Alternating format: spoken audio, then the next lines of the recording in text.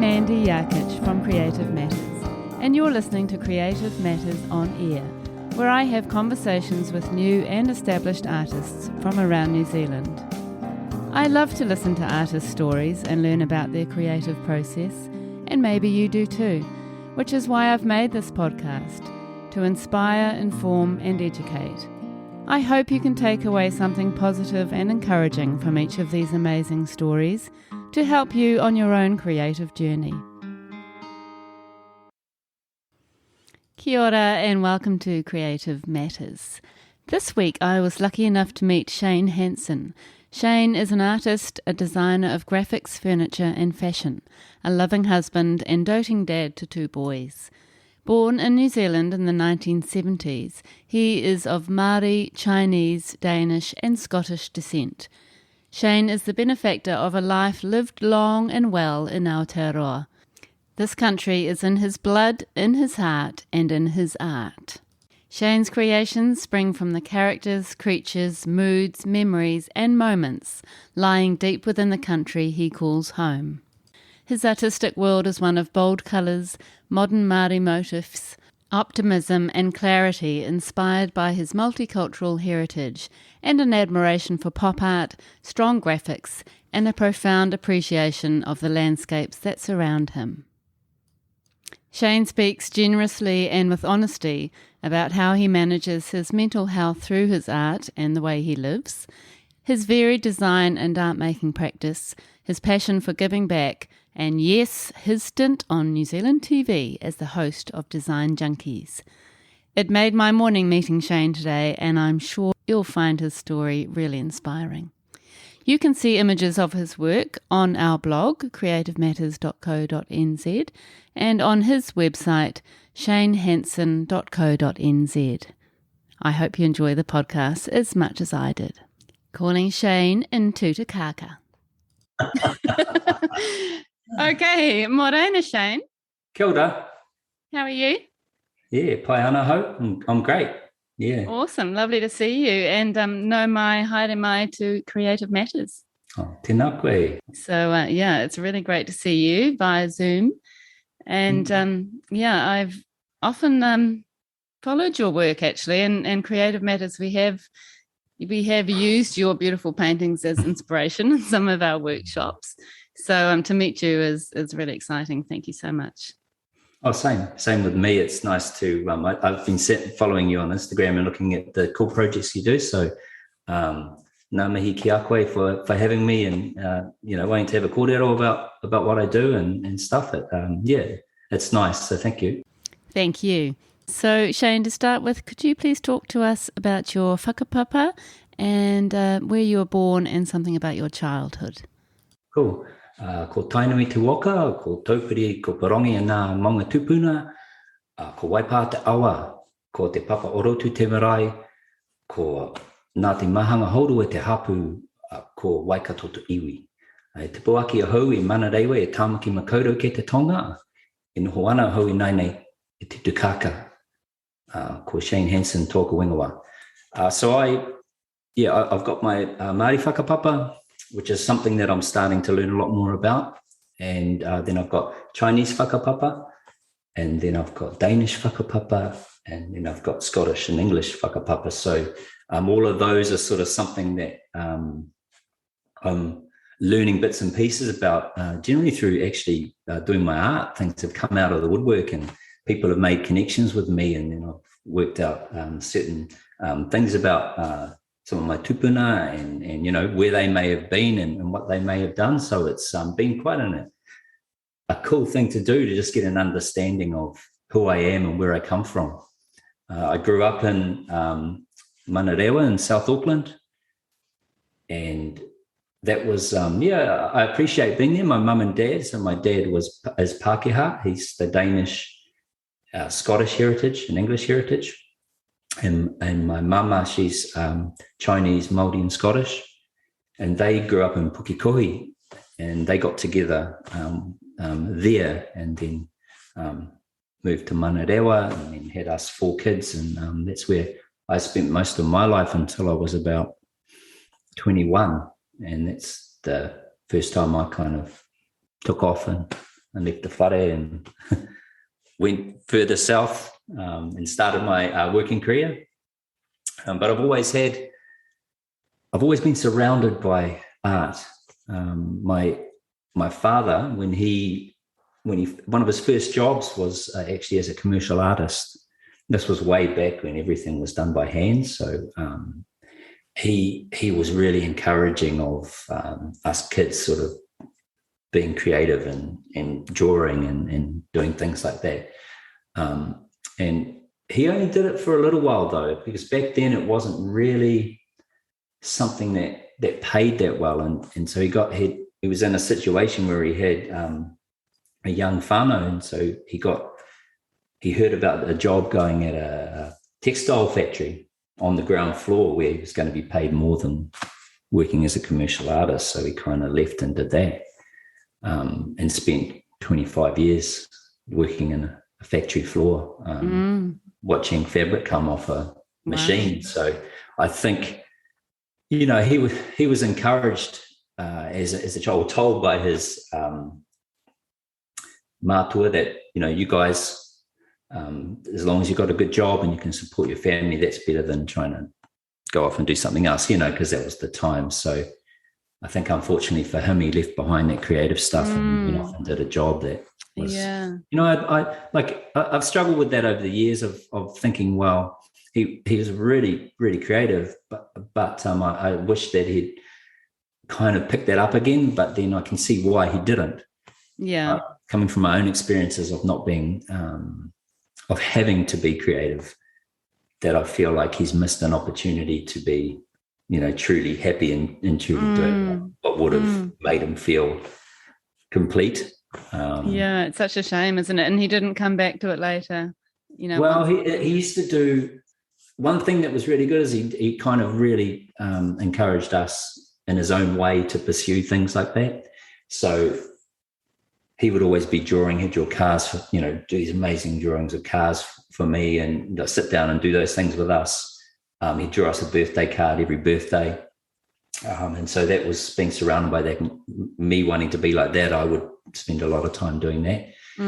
His father, my grandfather, was an amateur watercolor artist. So he'd always be out sort of painting scenes and stuff like that. And actually he's done a few of Muruwai and Bethel's and Piha. The West Coast was one of the favourite places, as well as my great-grandfather used to do that as well. And he was amazing. He's an amazing sketch artist and watercolour artist, but they were always of the view that you could never make a living out of it. So they worked in banks or jobs or insurance jobs that were pretty uninspiring, Yeah.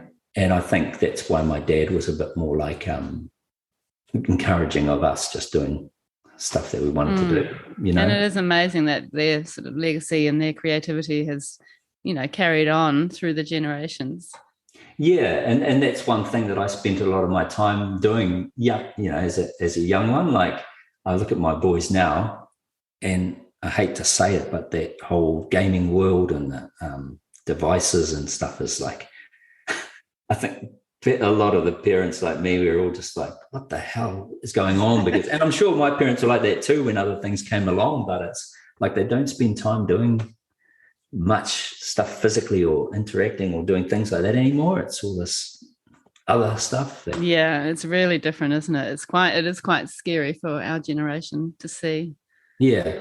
But then I think, well, that's what generations before thought about the stuff that we were probably doing. And back, why is he not? Why has he got onto this cart thing over here, man? What's wrong with this stone wheel thing that we roll along in the back of a box or something? What the hell's going on? Things like that, I guarantee it. That's progress, I guess, but it is. This one does seem to be a slightly more negative development in society, doesn't it?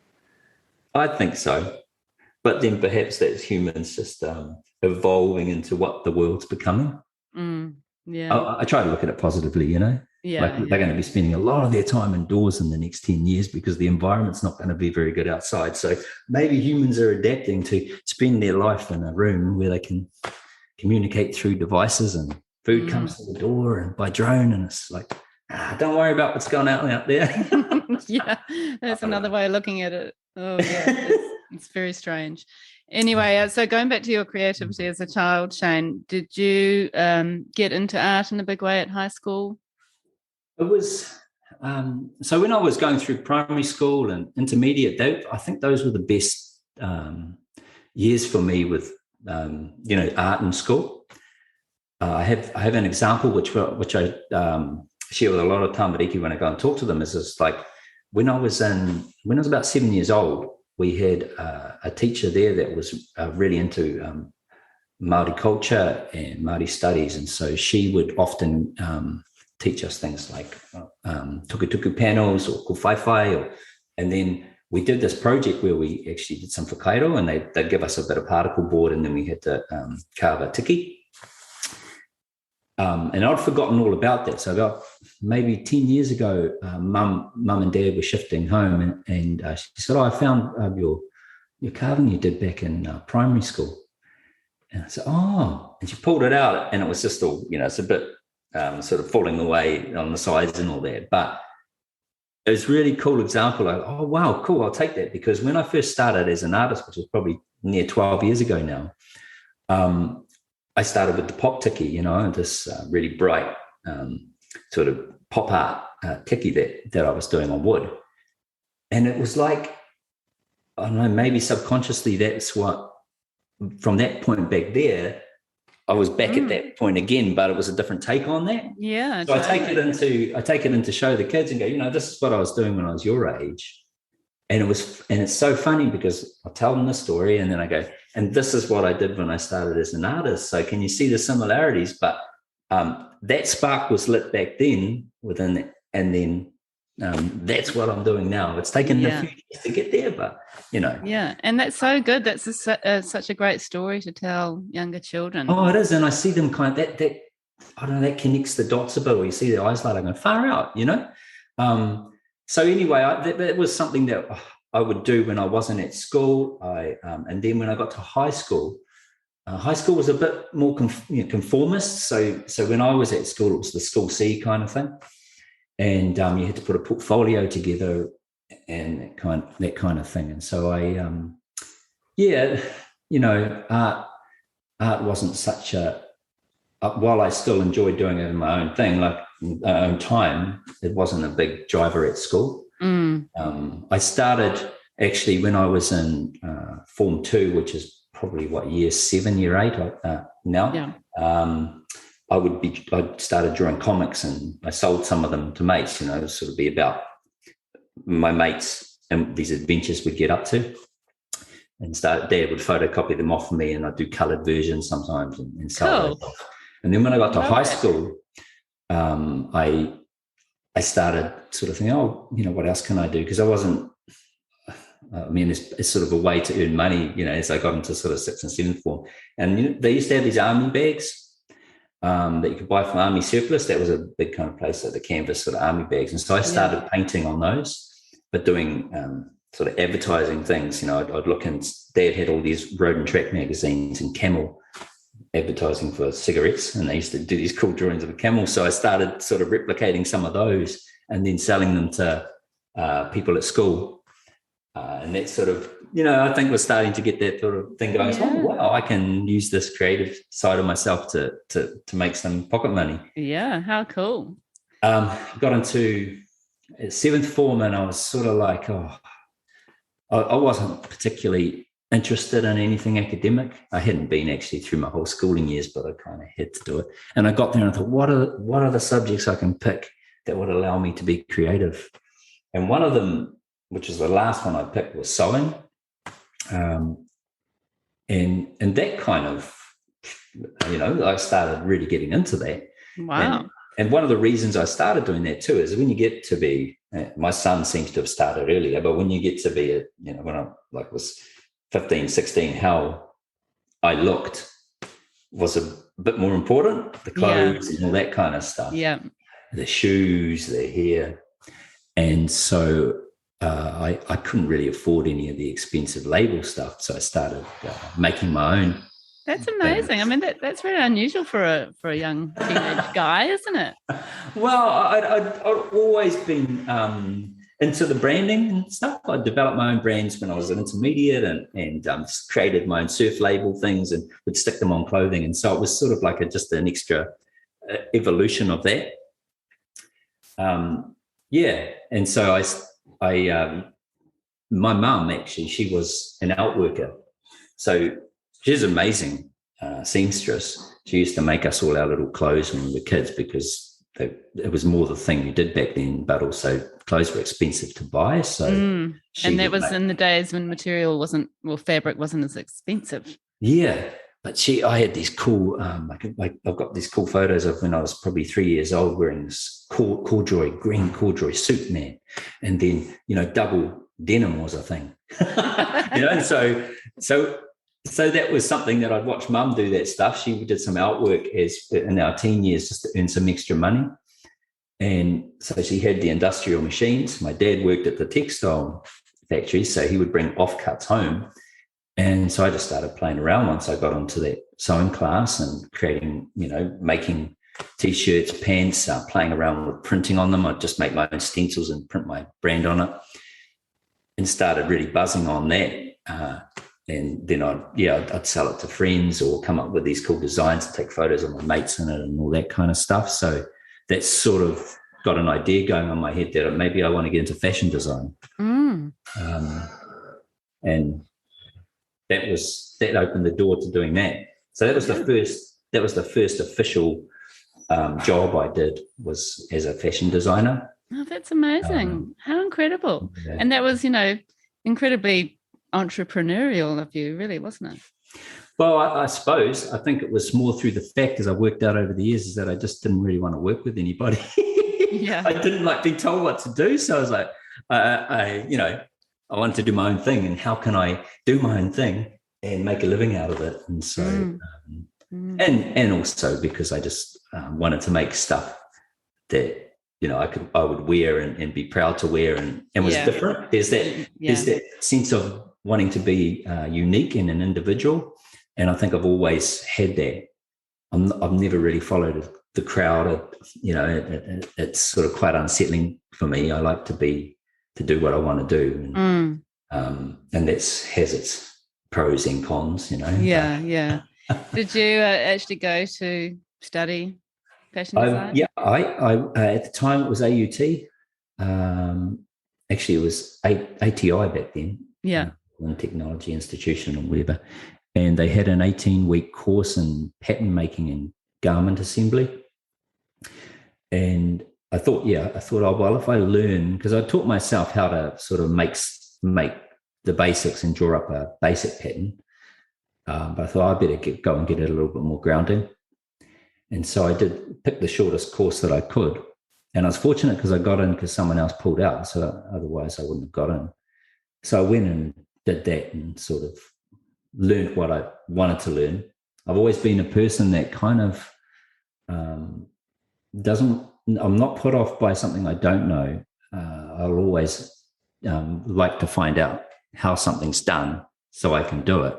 But I don't want to become an expert of that as such. I want to just get what I need and then often develop my own skills from there. Yeah. And so, I did that course, learned stuff, and then I started my own little label. It kept me in the lifestyle that I wanted to live at that particular time. And I'd do everything from, the cutting and then the sewing and then the selling and all that kind of stuff. And I was, I had probably at one stage maybe 15 different boutique streetwear sort of clothing stores that I would sell throughout Aotearoa. That's incredible, Shane. How cool is that? And what was your brand called? It was called Vampire. So it was mainly men's clubwear, and it was about the night. So people that come to life at night. I had an interesting one actually starting that, and I think back then being young and naive and a bit more arrogant, I suppose it didn't. I didn't think so much about it, but I got a letter from, at that stage, Vamp Clothing was around. I remember that. Yeah, and they sent me a threatening letter saying you better stop using that name because, I say small time, but you better stop using that name because you're impinging on our copyright. Really? So I just wrote back and so you get stuffed.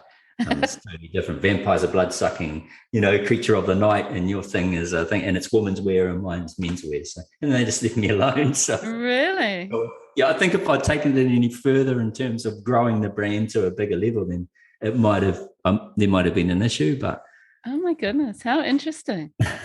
Yeah, I'm one of those people too. I think that with things, so. Like I like to learn the process of something or get into something, but then I binge on it for a while and then I get a little bit I need to find something else to get me going. And so I did that on my own for a couple of years, and then a job came up that was advertised for a clothing designer at Town and Country Surf. And that was based in Kirikiriroa. And so that was my first opportunity. I got the job as a menswear designer, the first opportunity to go and work within a proper company.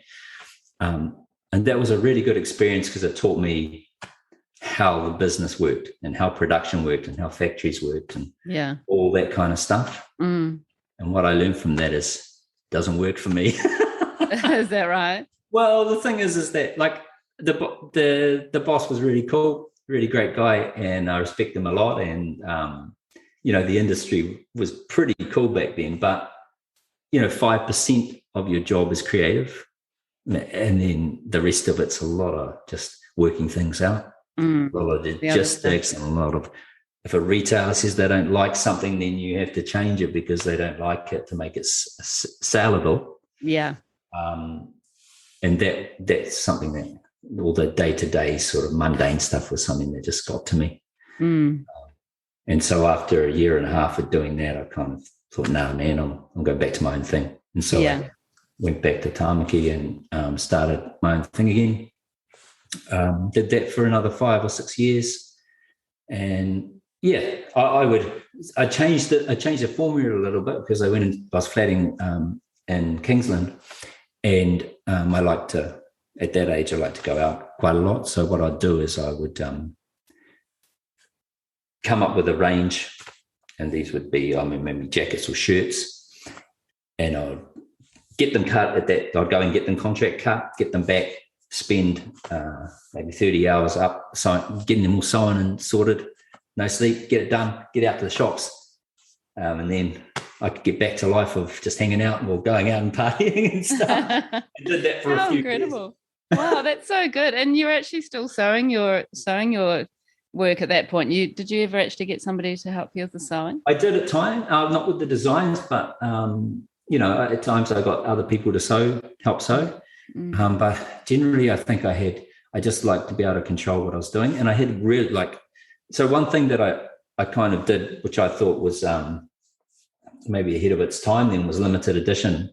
So I'd have, say, 30 jackets in a range, and they'd be split across different colorways. And I would do a swing tag, which would have an illustration on it, maybe a cartoon character that was the background story to how that jacket or that item came to be. Didn't look like a Far Side kind of cartoon, but it had a similar line that was like, about a guy who, that's why this jacket is, why it's this jacket. Some crazy dude did something, and that's why we've named it that. And so it would have the number written on it. And so that was a way to up the price and create a demand, which would mean that the stores, they would sell quite quickly. And in those days, that, as you say, it was quite unusual in a way.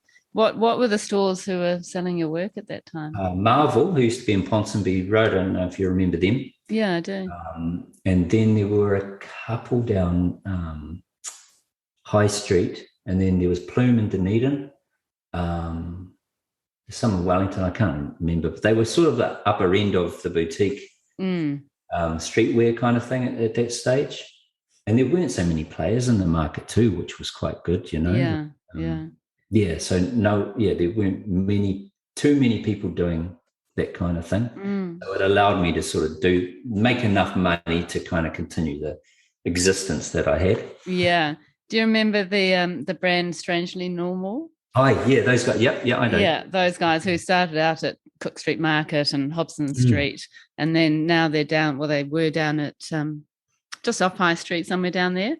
Yeah, but that's an amazing brand too. I mean, they and that's still going, eh? They're still going. Like I think 40 years or more later, and they're incredible the way they, use a lot of New Zealand products and design their own stuff, sew their own stuff.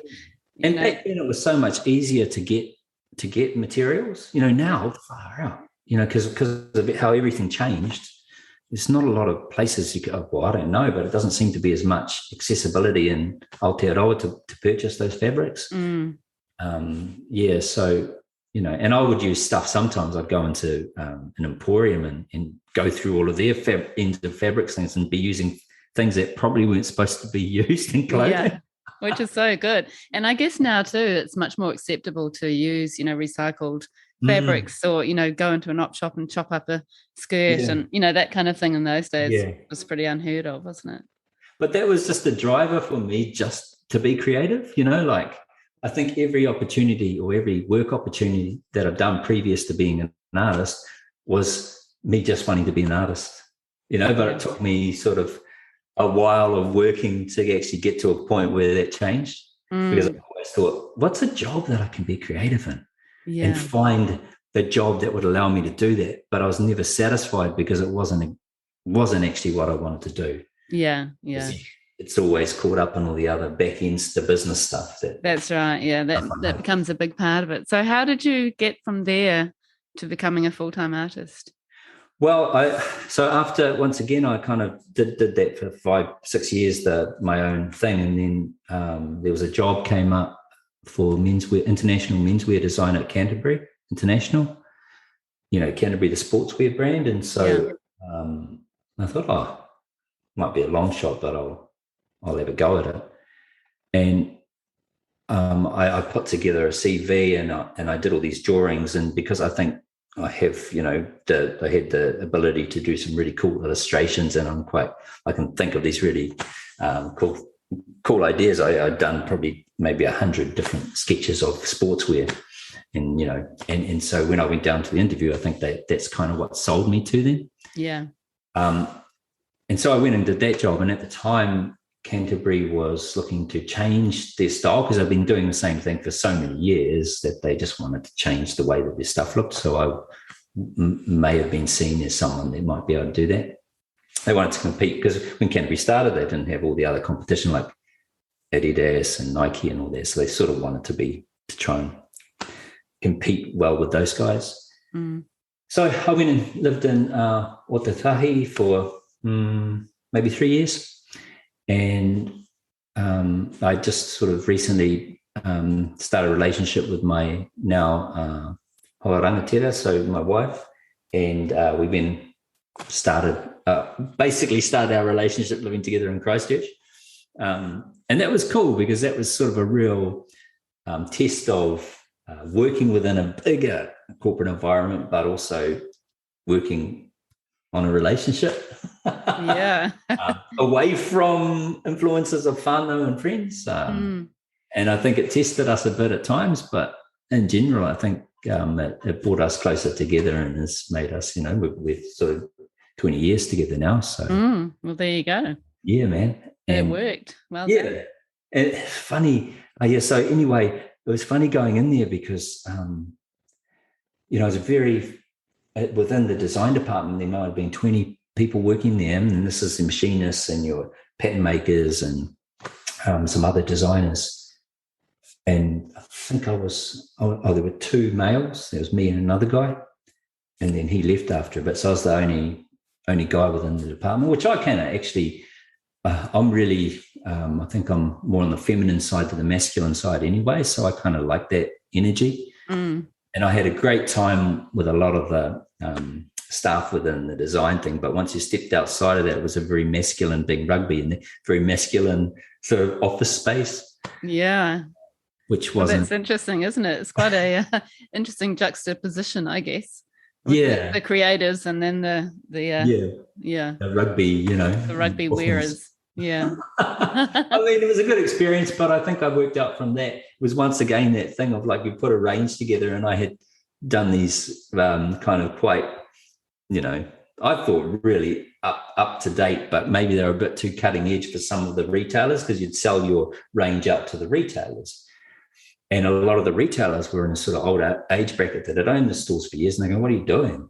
Like, this is crazy. Like, Yeah. we're doing more different colored stripes and thicknesses of stripes on our rugby jerseys, and the ugly short needs to combine the different offcuts and stuff. And we just want this." And it's like, oh man, which I kind of get it, but then sales weren't going well. And it's like, well, do we want to step up and try and compete and get that younger market back again? And so there were those frustrations within working there, and then decisions that would be made by the marketing department or the accounting department that would affect what we could do in design. And so I kind of made this bold step at one stage and said, look, I'm really interested in marketing, and I started drawing up these marketing ideas. And so the marketing department said, "I'll come and share your ideas with us." And so that kind of lit a spark for me. And it's like, oh, okay, well, I came up with an idea while I was there to start marketing and design company. And so I kind of negotiated an exit after a year and a half. Year and a half seemed to be my stint of working for somebody. Yeah. And then I did another short course, because I'd never used a computer. I did another short course to learn how to use some of the applications for design. And it was at NatCol at that stage. I think they're a media design school now. And used and learnt hard out how to work in the Mac art applications, design applications. And so that's what I did for my last 6 months in Christchurch. Wow. Adult student. That's so good. And you obviously kind of have a plan, and then you work out how you're gonna make it. Well, that was the idea, because I kind of went, how am I going to pull this business off if I do it? I'll learn this. And it was hard, man. I mean, but going in as an adult student, I think is a good thing for someone like me, because it's a bit more mature to go, well, this is what I want out of this, rather than going in there as just come fresh out of school and you still don't really know what you want, No. And so I was kind of like seen probably as the class geek, because the others would be out, partying or not, and not hand the assignment. And I was like, and I'd say, how come you got such a good mark? Is it because I did more of this and less of this? Yeah. I said, but I said, I've got this idea of what I want to get from this. And so as soon as I finished that's what I did. I started up a little marketing design business and built it around a fashion idea. And then, went off and did that. Back to Tamaki. We went to Wellington first, and then back to Tamaki, and then launched that, and that lasted for 5 or 6 years. My brother-in-law still has the company now, so he runs that. But that kind of taught me a lot of stuff about how the commercial companies work within the marketing and advertising sector. Yeah, but it was run a business. Yeah, once again, it was the same thing though. Yeah, getting back into that business stuff instead of the creative stuff. So you actually being creative, do you think, in that job, or not as much? I was pretty creative. I got to do a lot of the conceptual side of things. I think that's what got us the jobs a lot of the time. Yeah. Of the ideas that we could bring in, the innovative stuff. But at the end of the day, a lot of corporates just want to go with the safety, the safe stuff. So it ends up again getting diluted or turned into something that wasn't the original intention. Yeah. It's kind of a hard pill to swallow at times. Yeah, that's the tough thing about design, isn't it? When you sometimes lose your own feel for something. Yeah. And quite often I didn't then want to put my name to it, because I thought, well, that's not what I created. Yeah. So what ended that, in the end, there was a lot of stress carrying that, carrying a business like that financially, really. And at the time, towards the end there, Kirsty was pregnant. And so I kind of hadn't really, I suppose, put two and two together the whole time she was pregnant, that actually we're going to have another little human being in the whare, so in a few months. And I was carrying all the stress of a lot of stuff. I mean, from my childhood as well, but really, I think that the impetus and the push to everything to explode was the financial stress because our house was the thing carrying the business. And, when you're waiting for thousands of dollars to be paid in and we're bankrolling everything, then that was really stressful. So that's very stressful. Yeah. And I had a major breakdown. I got quite bad depression and anxiety, and it got to a point where I just couldn't function. So I had one day where I just broke down and I just couldn't even do anything.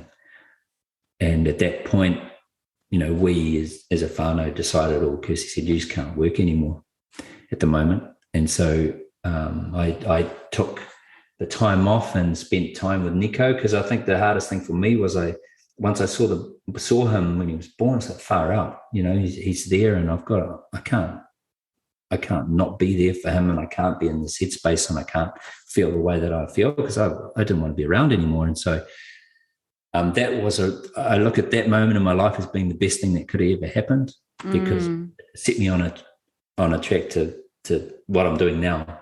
Make some changes. Oh yeah. And so I never look at that time as being a bad time. I look at it being a good time, because absolutely. I can't do this. I can't live like this. Yeah. And thank you for sharing that, Shane. That's a very personal thing to share with us, but it's such a real thing that happens to so many people, and obviously it was in the end a positive catalyst to helping you to get to the root of your creativity. And I think I just realized that all that I wanted to do, like I love being my kids, and that became the focus of, well, what can I now do that allows me to be able to be present with them and to love and nurture them how I want to, as well as do something that actually helps our stability, financial stability, and my mental health, and my like I'm really fortunate because Kirsty's really fantastic at what she does, so we're able to sort of tag team on our working and being here as well. Yeah. And so she went off and did that for 3 months while I kind of got myself back to health, and I did that in a few ways. The first was I just had to start exercising a lot more, which is all that thing with the endorphins and getting out and sort of getting the air inside your lungs and just feeling fresh, and then along with going and getting some psychotherapy, which was really good, getting some medication for a bit, which was good, and then through that also just starting to sketch and draw.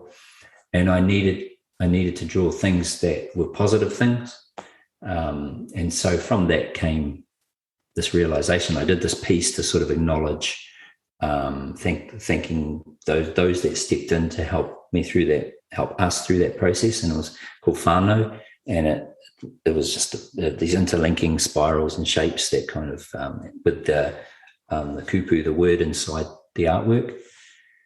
And when I did that, I kind of thought, far out, I'm starting to feel good. I'm seeing the light. I just want to keep doing this. And so I then just thought, this is what I'm going to do. And I created another couple of pieces, and then I thought, okay, well, how can I make this work financially? And so that, I think the years leading up to that point gave me the commercial sensitivity. This is what I need to do. Yeah. Or I need to set everything to make it work. And that was a huge... great training, wasn't it, for what you ended up doing? But there was a huge amount of anxiety and excitement at the same time. But because I saw that as my last attempt, really, like if this doesn't work, what the hell am I going to do? So while feeling not so great, still trying to get myself through the depression, and then thinking, but feeling great about this new idea that I had, thinking, how am I going to make this work? Was sort of like a whole set of things that I had to sort of pull together and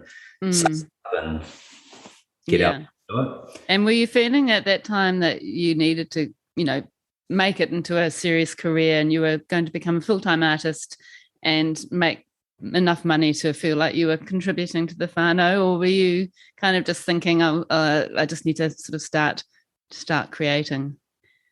I think it was a bit of both, really. But I had that feeling back then, as a lot of creators might say they do too. It says that I think as an artist, I do what I do because I want to be accepted. Back then it was like get validation from people liking what I do, and that's a really big thing to overcome as an artist, because everything that we do is personal. Yeah. And it's putting ourselves on a wall or in some form of ourselves out there, music or the arts. And people either like it or they don't. Mm. And so I suppose I took with me from years of working in the, as a designer and marketing, of getting the knockbacks, and how did I deal with that, and how to just let it go.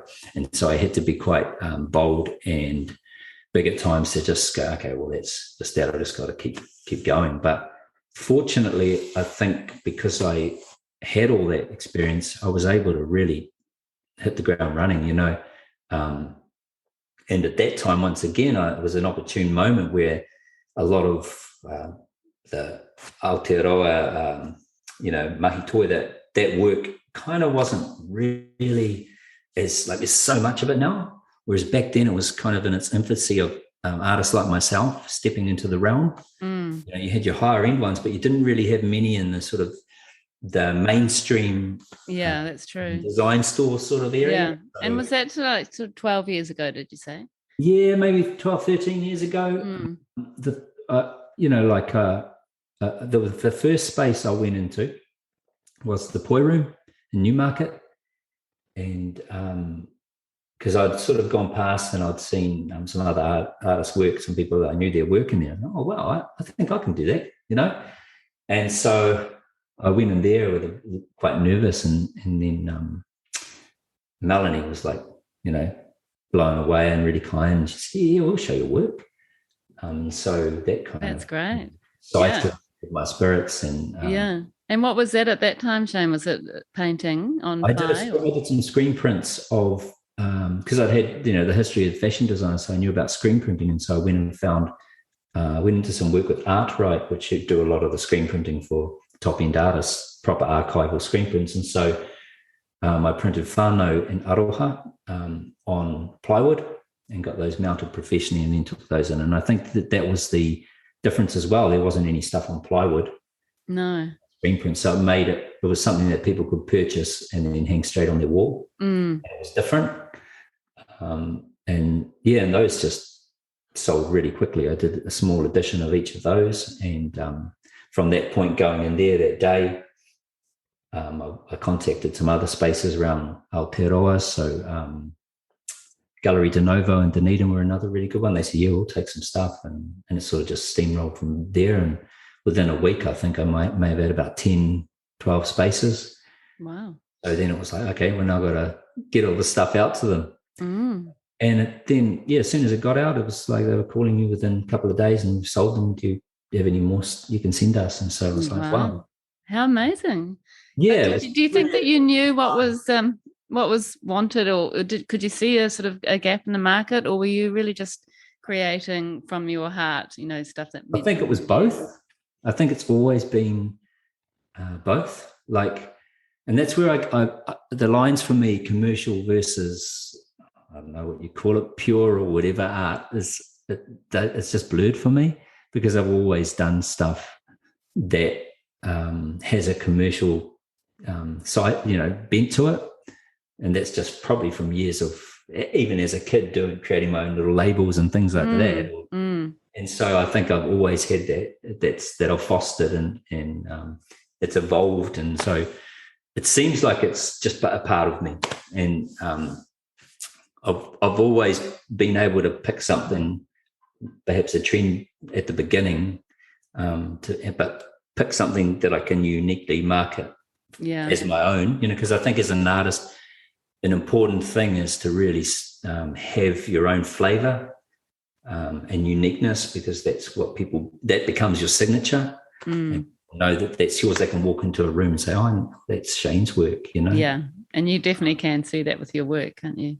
Oh, thanks. Yeah, I think so. And I do some other stuff that's quite different, but that's my own sort of personal thing. So I don't see it in some respects as being as the commercial side of it. Yeah, but there's integrity in stuff being commercial too. I kind of absolutely have had good kōrero with other ringatoi about, you know, that versus, you know, the selling out aspect of being an artist, and I dislike that.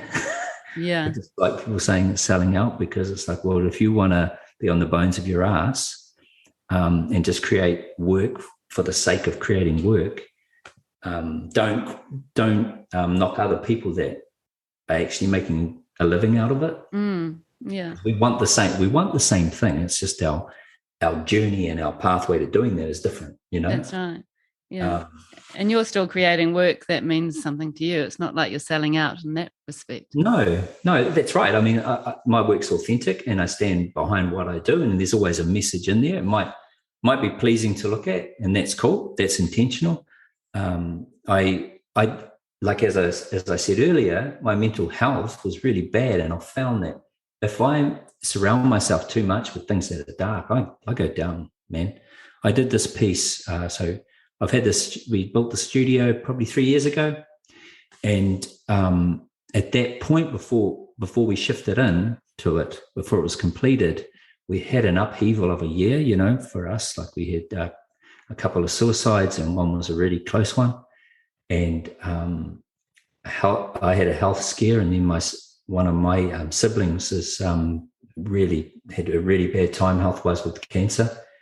And so that year was a terrible year. And I I knew all this stuff was going on. I thought, oh, maybe I want to do a self-portrait about, you know, how I'm feeling. And I was doing this piece, and I thought, oh, just work through and complete. And by the end of it, I was not well.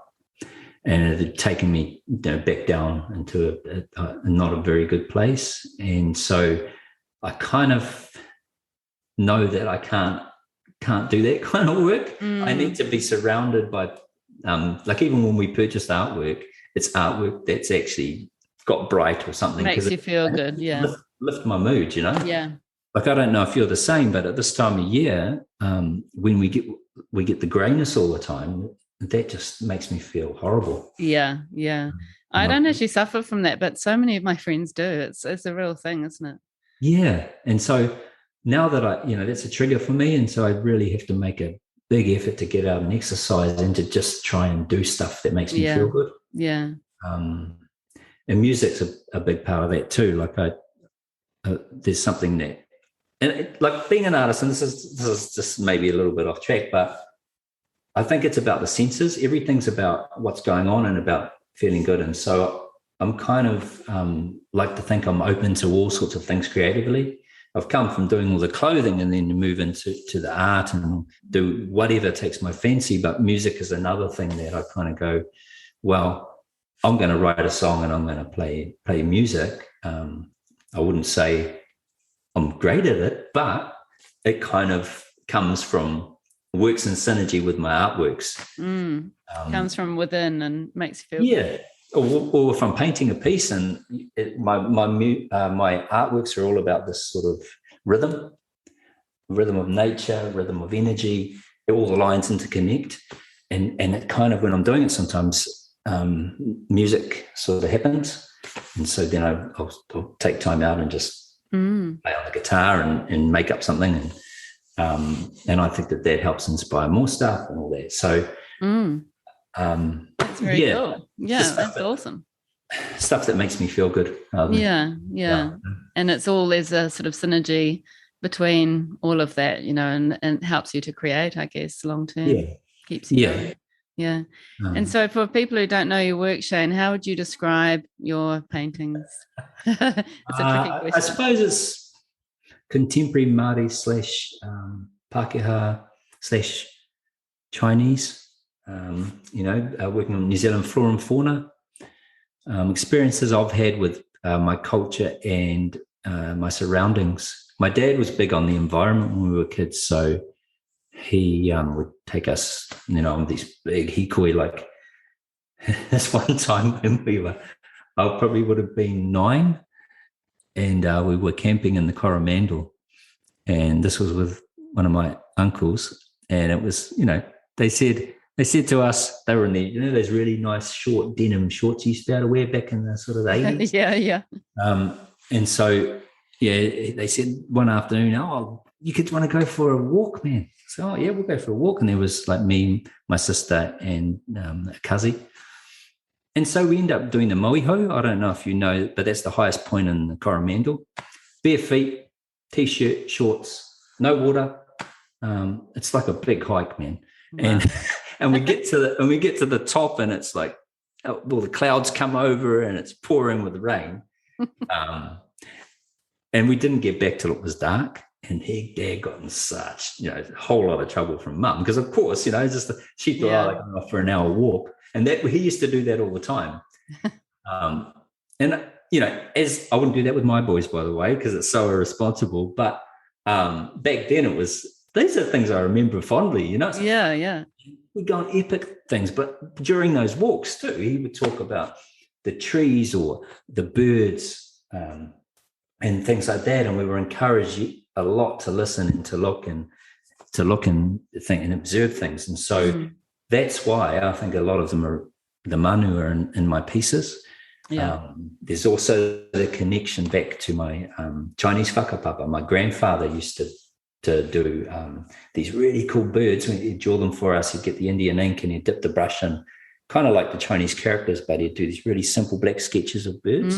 Beautiful. And so with a lot of the artwork I do, that's kind of reminiscent, memories back to that. Yeah, you can see that. Yeah, well, it's funny, because a lot of the stuff that I do, if you have had it depends on what your relationship is, what your experience is of Māori culture, because those that know it go, they just think it's contemporary Māori art. People that have never come across it think it's Chinese or Asian. Yeah, wow, the lines and wood and the money used. Which is lovely, isn't it? Combining your whakapapa. Yeah. And that was something actually, my brother and I, he lives in Japan, and 4 years ago we did a trip back to my grandfather's village in Guangzhou. And I thought, you know what, I'm going to take, because on the village there was on the barge boards there a lot of whakairo, so carved barge boards.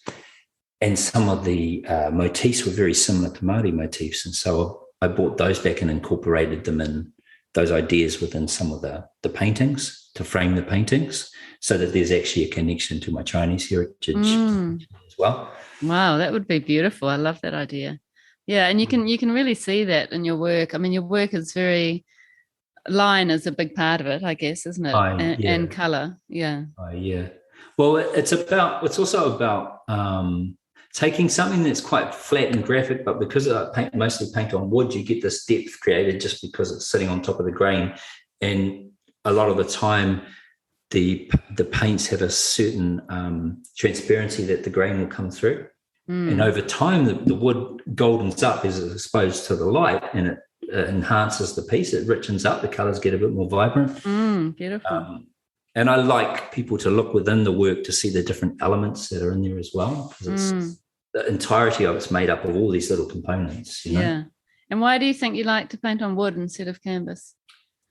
I just like that it's a natural product, and it's also got a history. But the pieces, like sometimes I'll use the same plywood, but the result's different, and it could be the humidity or I don't know, and you get these knots in it. It just makes it more interesting, I think. And there's that connection, I think, back to the whenua and the ngāhere, thinking about those things in there.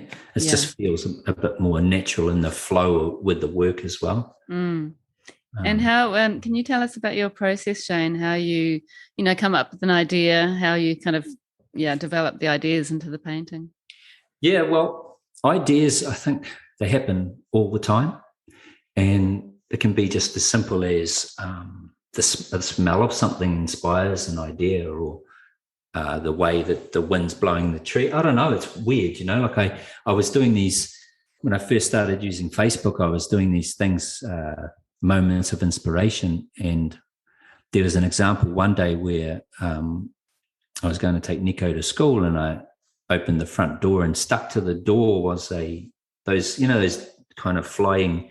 They're like big mosquitoes. I can't remember what they're called, but they're those big kind of ones with the big long legs. Yeah. And it had been stuck to the door, but it had been stuck in the shape of Aotearoa, like the north and the south island. It was crazy. Because I took a photo of it and overlaid it over the map, and it was almost exactly right.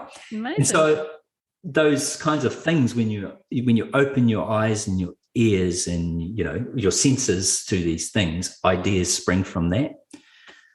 So the ideas come from everywhere. And then over the years I've worked out a process of, like, quite often I'll do sketches, but generally it will kind of configure itself within my mind, so that by the time I'm doing it, I'm just about there.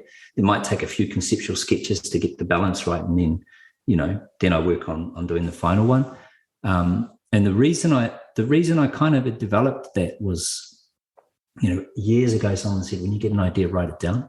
But I'd be up all night writing stuff, because writing it down creates another idea, and then creates another idea. And I thought it's just easier to try and find a way to process it in my head, so that by the time it's down here, it's closer to what I'm after. Yeah.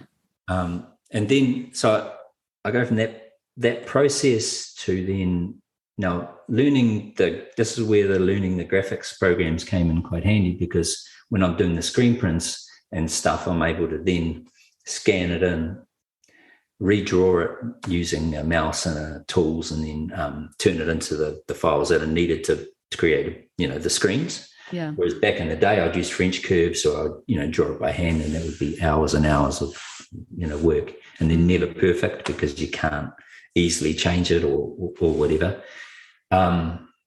So that working in some of these processes with printing, that's the process that I work by, and then the screens are produced, and then you pick your stock and you color your inks and you print it. I also do the archival pigment prints, which is that technology, G-clay, I think they call it. It's been around for a while. Mm-hmm. The reason I like that is firstly because you don't have to do a print run of 100, or you don't have to do your entire print run in one hit. That's right. You can print on demand. Yeah. The second reason I like that is that you have the ink sit within the stock, so you can get a real vibrant color. You don't have, because with the screen prints, you're always going to get that dot, the mesh, where it's gone through the mesh. Get this really beautiful flat color that sits within the stock rather than on top of it. But also you can do graduated tones. You can get these beautiful tones through there. Yeah. So that's one that I use, and it's another one of those things, new technology. People at first are like, oh, that can't, the purists are like, nah, screen prints are the only way to go. But now I think it's pretty acceptable that these are good. And yeah, totally. So with those, with originals, I mask out the areas where I don't want the paint to go. So layout, cut out on vinyl. Sometimes I do bits by hand. Other times I might do it on a plotter and then lay it on, and then paint those spaces. There's a lot of bits that require sort of hand painting the final pieces and adding foils and other effects. With this one behind me, so some of them now I've tended to do a lot of brush work with, where I'll paint hand paint a scene within that graphic kind of looking image, which kind of gives it another dimension. That's really nice. That kind of happens at the end. Yeah, that's beautiful. And you sometimes leave the plywood showing through in spaces. Oh yeah, I think that's the main, the bit that really makes it work. Yeah. And that's all that sort of marketing side of things too, is that people really know that that's the kind of, that it's my work through that as well. And it's reminiscent of Whakairo. It's reminiscent of a lot of the Asian style work as well. They kept those fine paper art. Totally. Yeah, it really has that feel, doesn't it? Yeah. It's so beautiful. I just love your work so much, and that's why I've used it so many times for workshop inspiration, because it has such a sort of a happiness about it. It's quite an uplifting kind of work to inspire children anyway, for a start. It is. Yeah, it definitely is. I mean, and it's something that they can easily work out, and relate to. Yeah. And it's very much got all your whakapapa, as you said, your Chinese, your Māori culture through there, but also glimpses of New Zealand as a country, which is, people can identify with, I guess. And it's been, that's what's kind of given me the ability to get, like, when I first started in the first year, I was doing work for Air New Zealand and places like that. And so because it was very, identified New Zealand, but contemporary and modern and worked in with their colour palettes and something that they, think they could easily see themselves identifying with in other travellers, then it was for them.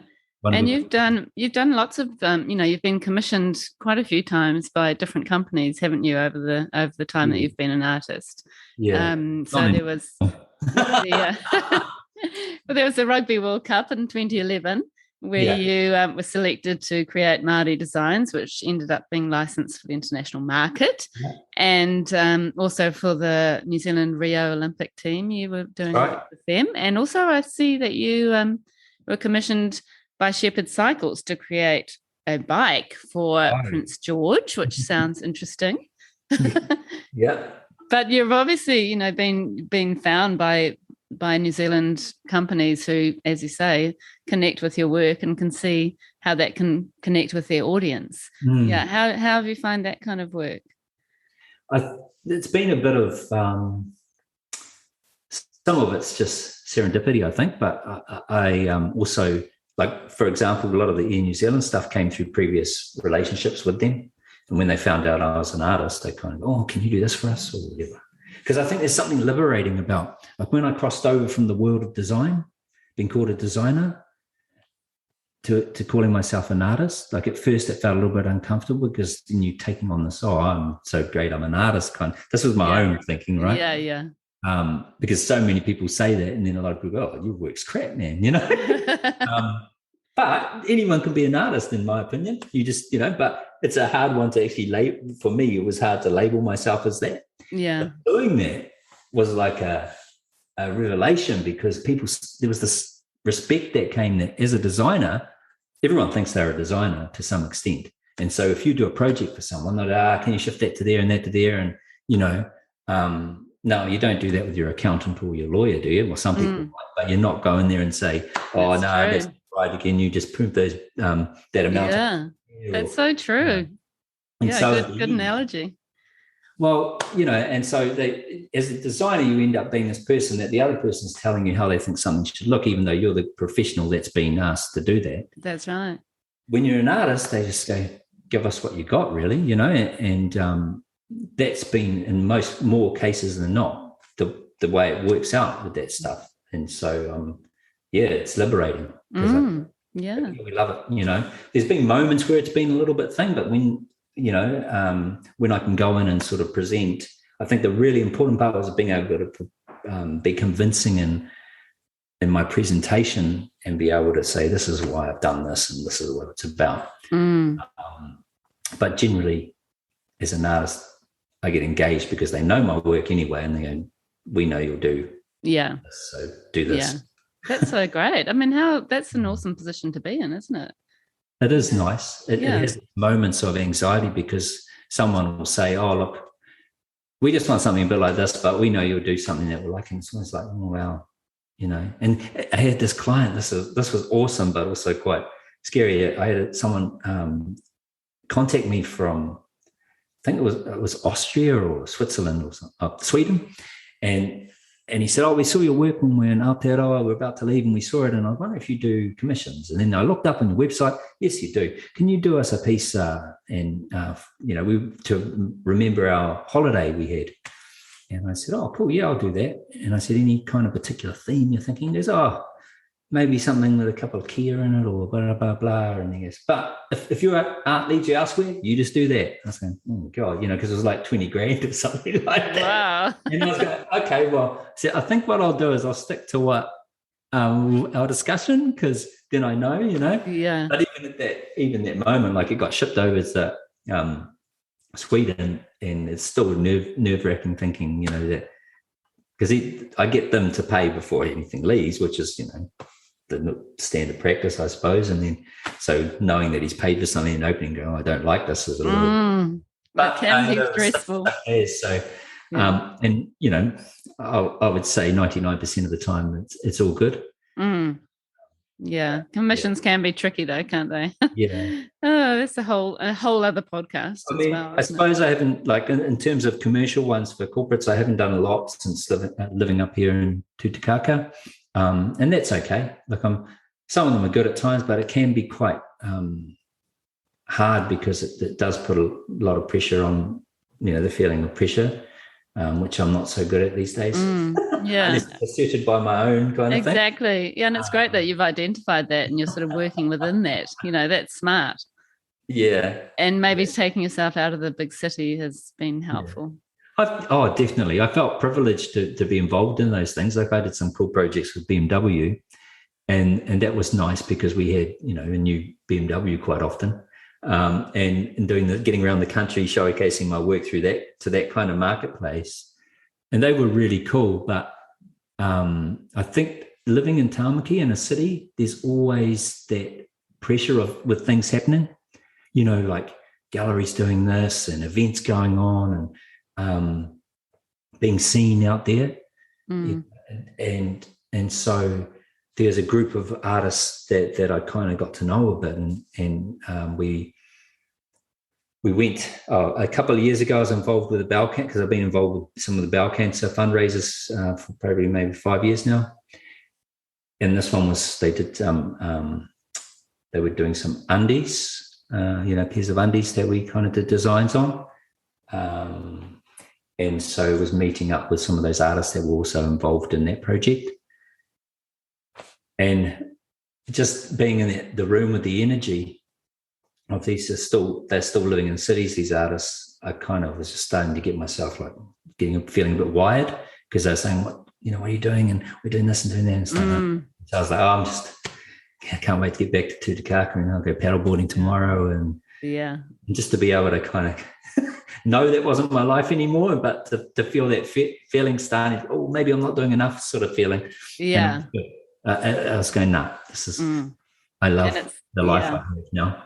Yeah, it sounds like it's the perfect scenario. And it's that sort of feeling of sort of competing with others or comparing yourself to others. And you get into that kind of crazy mindset, which is not healthy, is it? No, it's not. And I mean, hey, some people really thrive on that and that's fantastic, but it just doesn't work for me. I'm not as happy, And to be honest, like I think even financially, I could be doing way better off, but then my stress levels and all that stuff would be just, way worse. Yeah. So I kind of think that the life that I live now is just so much better for my well-being, my whānau's well-being, and just exactly my art as well.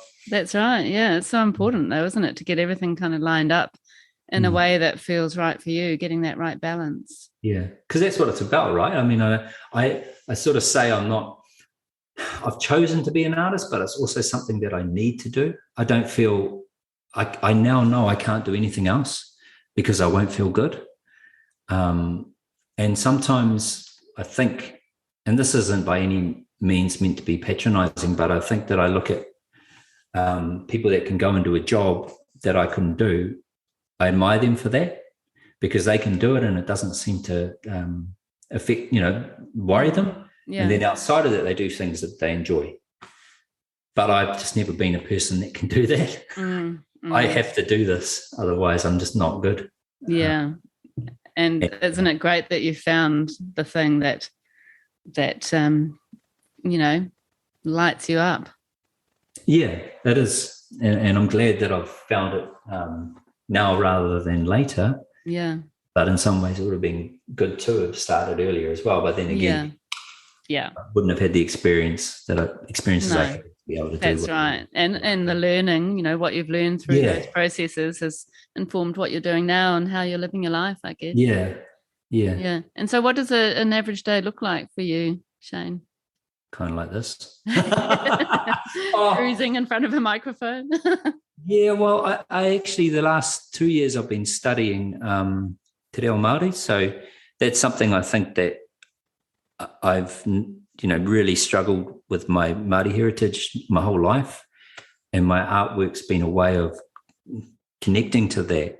And so I've had many opportunities to work in different, within different Māori kaupapa, with iwi groups and stuff. And that's kind of always been a real sense of whakamā and anxiety, because I go into those things not really knowing enough about who I am, where I come from, and even the tikanga, So to make the decision, I te rātou back last year to study has really just helped me to be more at peace with who I am and to kind of learn more about what makes me tick and these big holes in who I was. So it's been a huge challenge learning, but that takes up a bit of my time at the moment.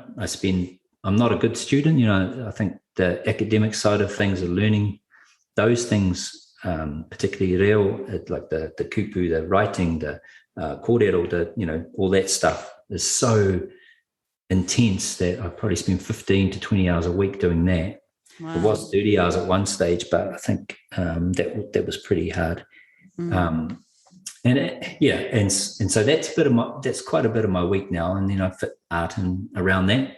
The cool thing is that it's inspired all these other things that set the fire going again with even stuff that's not related to my culture, but ideas that just get the brain woken up. Thinking differently, which is a bit more difficult in this environment. Like, sometimes I can go 2 weeks without even doing anything creative. It'll just be like go out and go for a swim or a paddle or whatever, or work in the garden, do some things out there. And that's kind of, everything's spontaneous and just evolves as it happens with my work. There's no Sometimes I have things like the school creative and school project, which I definitely have to do, which is good to have these things. My study, I definitely have to do that. I definitely have to do these other things. But around that, my working life is flexible. Which is such a great way to live, isn't it? Yeah. I can't imagine any other way. Yeah, it's the best. And do you obviously have prints out there and your work does lend itself well to be printed, which is good. I guess that's from a commercial point of view, that's your kind of tick over, income if you're not actually creating. That's right. I think for what I do, I needed to find a way to have these, to make it work and get the passive income and to have things, supplementing when I'm not doing a big commission. You have the different, I've structured different tiers to it so that I can have those things selling and enable me to work on some other things and, do work on some personal creative projects that I might want to while I know that the bills are being covered by the other stuff. Yeah, it's brilliant. Like we've got a few design stores throughout Aotearoa. So I license some of the artworks to be put on good quality products that go into those.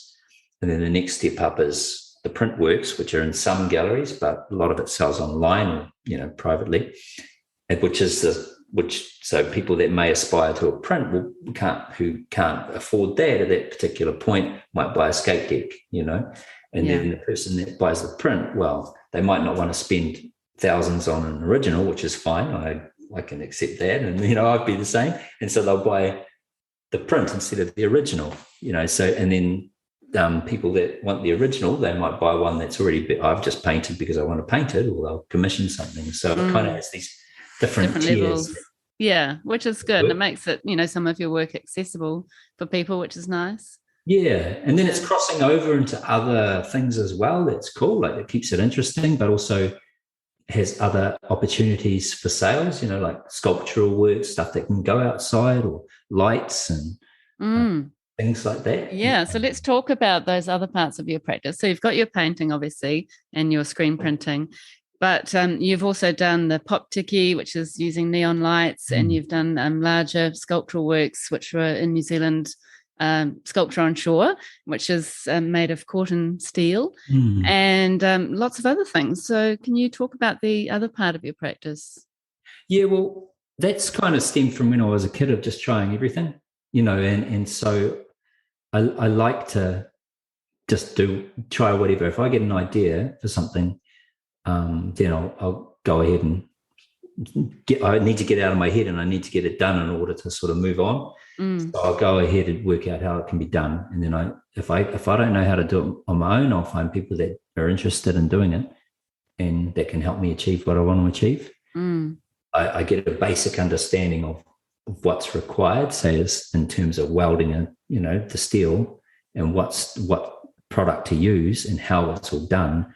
But I don't want to become an expert welder, because then it becomes that thing again of like taking me away from what I really like, which is the ideas and the creation of stuff. Yeah, and the design. And it's these amazing welders out, amazing fabricators out there. That why not give them a project that's different from creating a tray for the back of a ute or something, So I really like finding people in different industries that are keen to try these different things out. Sometimes a lot aren't, in all fairness. They go, no, we don't do that. We don't have the headache. And so then I find people that go, oh, that sounds cool. Let's give it a go. Yeah, people are into it. And so the sculpture thing was, well, now that we've got this bigger property, I wanted to have an outdoor gallery space where I could show similar style works, outside. So I'm doing the cotton steel, which I think it's used a lot these days architecturally in sculpture. And I think the beauty of that is when it oxides, you get this beautiful, finish on it, which protects it, but it looks like bark, or it fits in with the environment really well. Yeah. And then, so I have those, and people come over the summer and look and, see it in context with how it could look in their property. And that's just another extension of just trying out different ideas. And then I've done some big fiberglass pieces and wooden things, just trying, I don't know, it's just playing really. And tell us about the fence post. We talked about that before we started recording, that is a real favourite of mine. It's just such a simple, beautiful idea of using the Kiwi fence posts. So can you tell us about that one? Well, we had, so when we extended our property, we had all the scrub sort of area, and I wanted to open it up a little bit more for the sculptures. And there was a fence that sort of ran through it, that at one stage was used. The previous owner had some dogs that they wanted to keep in the property, so they put it up. So I just took all the wire out and then left the posts, and I thought, what can I do with those? And I thought, make little posts, little palisades, like marking the edge of the property, or keeping an eye on everything that's going on. And so I just sort of left those, and my intention is to carve all of them differently. And I kind of, because manu are a big part of me and this environment, I thought, I'll just start doing a couple of little, pieces here and there. So there was this keruru that he always comes, and, I'm quite often mucking around out there, and he sits in the kānaka above me, and he just sits there quietly, and I just hear him do his little coo from time to time. And so that's the muki muki keruru is kind of a thing for him, homage to him. That's nice. And then, a tutukaka is kind of like, we did have a lot of kaka parrots up this way back. And so that kakariki is kind of an acknowledgement of that. And he sort of carved that post that looks like he's sitting in the hollowed out that piece where the water can sit like he's going to have a drink. It's just they're just things that are there already. Yeah. That I figured, what can I do? You can enhance them. Yeah. So they haven't been placed there. They were there, and let's take what's already existing. I love that idea. Yeah. And I love the way you're carving the bird kind of into the fence post, and there's still a feeling of po or fence post there. And then, adding all that texture with your tools and that kind of thing. They're just really gorgeous. Well, it's a different kind of look rather than it being too polished. Like my work's all quite known for being quite sharp and polished and clean and crisp. Yeah. And I just want to try some things that are a little bit more expressive. Yeah. It's very control cool. type. Yeah, totally. But then still kind of is connected to your other work with your birds and that kind of thing. Yeah, which is nice. And then the pop tiki with the neon light, that was made for a Northern Lights festival, is that right? Oh, I did. The one I did for the Northern Lights Festival was actually that was the baby face, the jelly baby. Yeah, the jelly baby. That's right. Yeah. And that was combining. So that was Aotearoa last year for Matariki, and that was a big shipping container light box basically, and sitting in the middle of it was the jelly baby with the Chinese symbol for love, character for love, inside that in neon, and then Aroha, and the face was the O in Aroha. And then beautiful. It was like the night sky, so it was all lit like changed colours, and behind it, and then people were encouraged to stick glowing stars over the course of the event on all over the front face of the artwork. Gorgeous. So at night when everything was turned off, they'd glow like the night sky. Wow. And that was all a self-funded kind of project, just to do something for the community and to try an idea out. I think as an artist, I don't want to be put off by not being able to do an idea that I have, just because through fear of it not being accepted or because I can't afford it. I always have to find a way, to make these things happen, because that's why I'm doing this, to be happy and fulfilled. And I kind of need to, push for some of those things myself sometimes. I do respect those that when they go for funding and things, that sometimes, they won't do a project if they don't get the funding. But that's generally why I avoid going down that track, because I go, well, I don't want to be firstly told how to do the project, but secondly rely on them giving me the money to do it. So I kind of try to think, how can I do this myself? Yeah, exactly. It's purely what I want it to be. Yeah, which is good. And I can see even in your art practice as an artist, you have sort of different projects that you kind of dip into or try new things, which is kind of like what you were talking about, when you were younger, sort of having a certain period of time in one job and then having to kind of having a new challenge and that kind of thing. I mean, you're still sort of pushing yourself and learning new things and kind of heading out of your comfort zone, even in your art practice. Yeah, and I think that's the exciting thing about it as well. It's like, if I get an idea, I don't want to be put off by not knowing how to do it.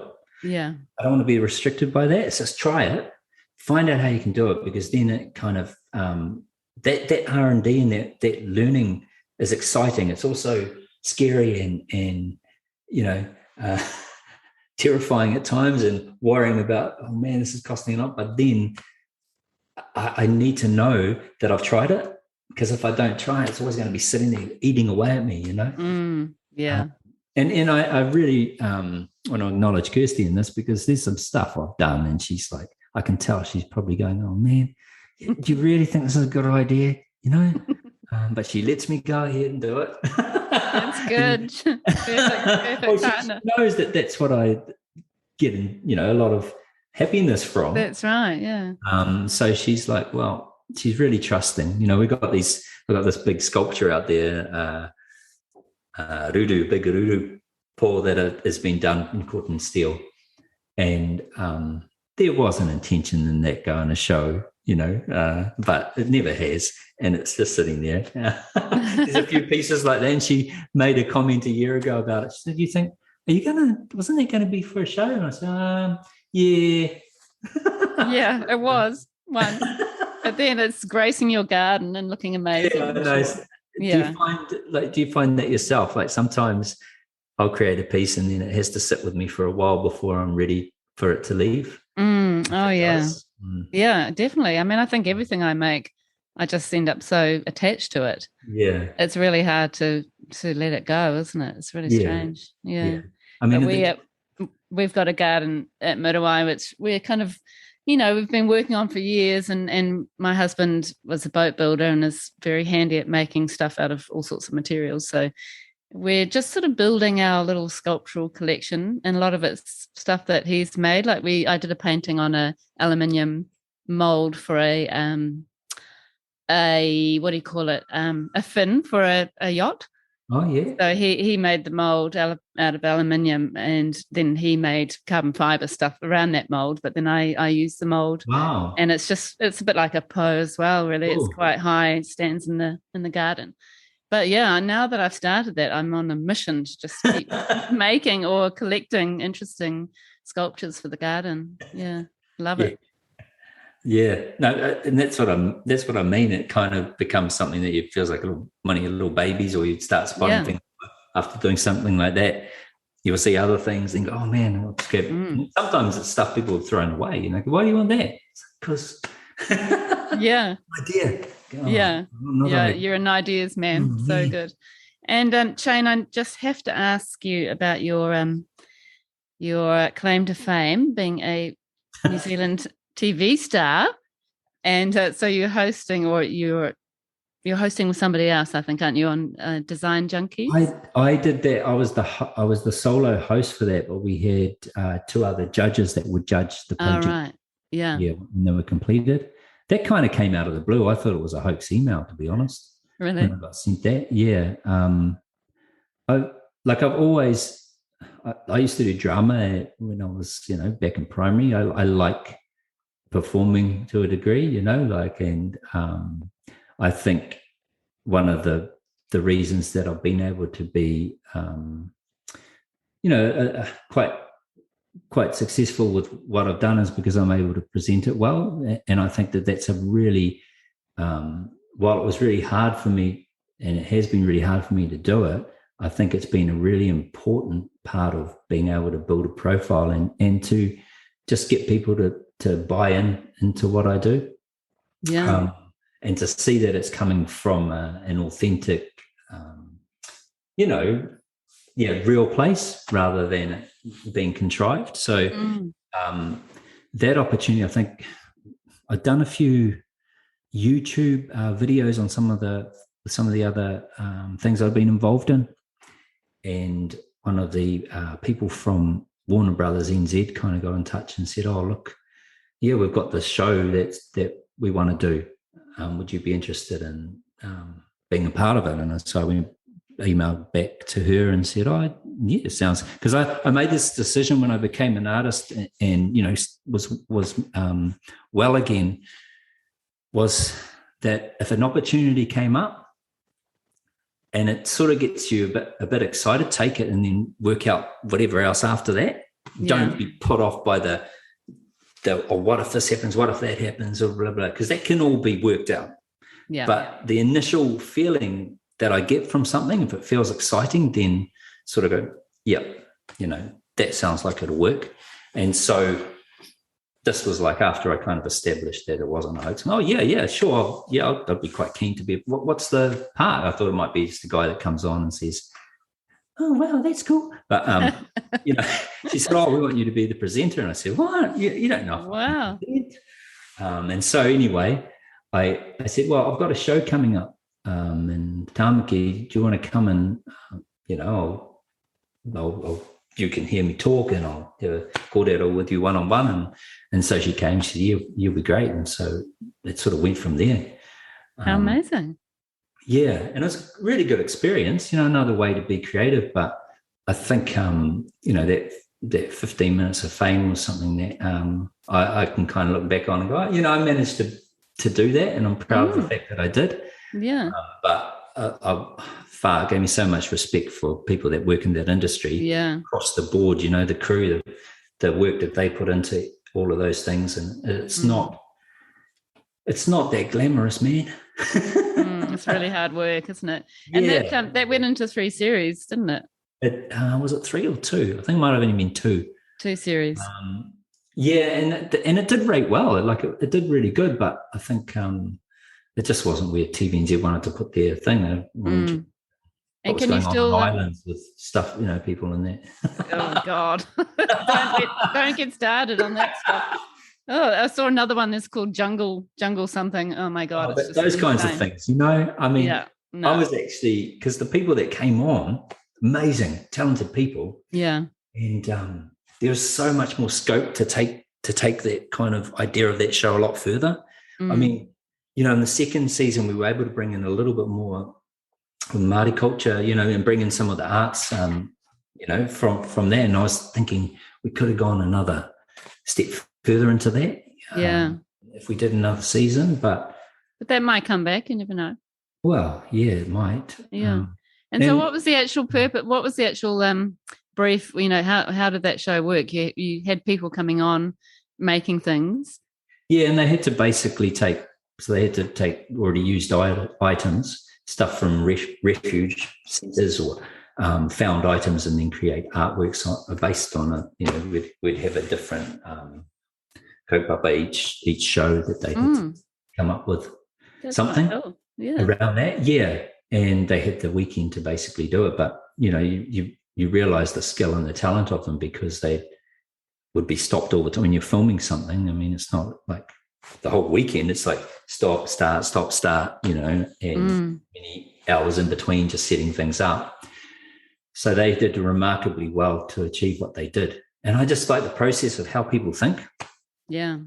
Some of the young ones, and this took me back to when I was younger, you think in these really crazy, broad ways, like anything's possible. And so they'd go around when we went into a space and gather all this crap together and then bring it all back to the studio or the workshop, and then sort of think, now what am I going to do with it all, And things would change during the process of them making it, whereas the older guys that have spent a lot longer kind of in doing these things would go, well, actually, I know I've only got this amount of time.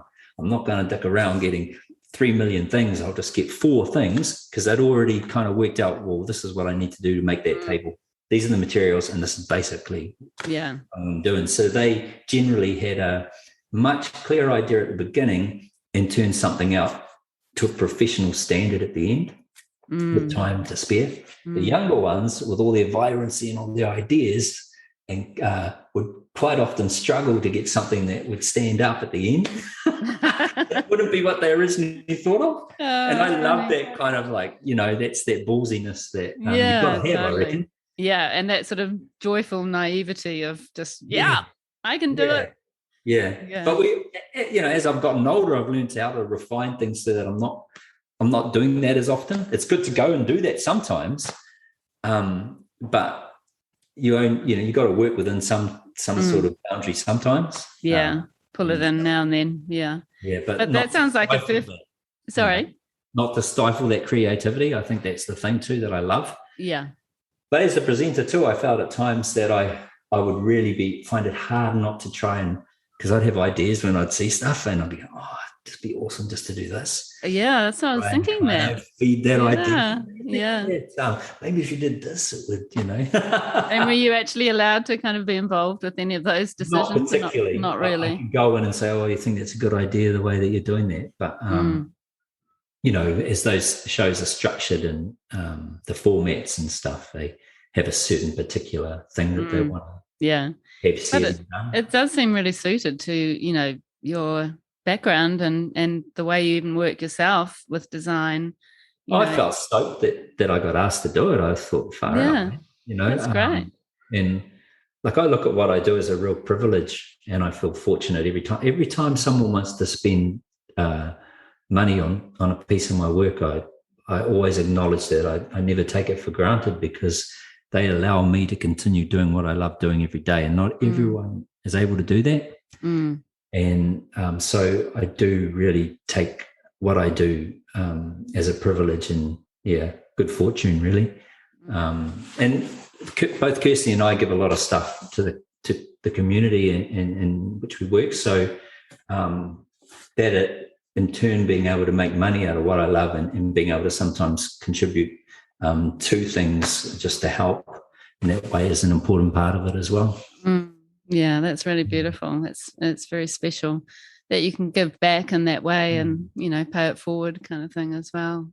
But answering your question, no, I haven't got any movies coming out. But if anyone wants to contact you, you're welcome. Terrible. And just out of interest, I mean, how did that affect your mental health, Shane, having that kind of pressure of being on show and that kind of thing? It was fine. Yeah, that's funny, But I actually, in some ways, it made me feel more confident, because I'd been asked to do it, and I thought, okay, Yeah. it must be, you know, It's quite pretty affirming. okay at doing what I do. And so I was, it was just quite a difficult, but quite full on work to do in sort of bouts.